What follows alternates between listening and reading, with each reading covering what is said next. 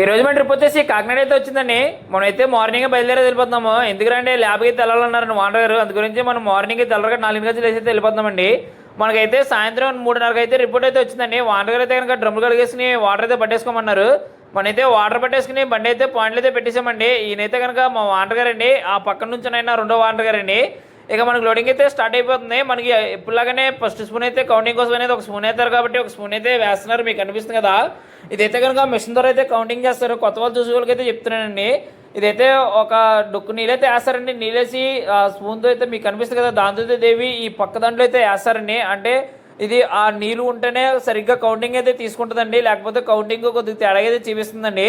ఆ మూత పెట్టి ఒక ఫోన్ యాప్ ద్వారా అయితే చేస్తారండి. ఇది ఇక మనకి లోడింగ్ అయితే స్టార్ట్ చేసామన్నారు. అదైతే 2000 అయితే వచ్చిందండి. దాంట్లో 200 తగ్గించి 1800 అయితే కన్ఫర్మ్ చేశారు వాండర్ గారు.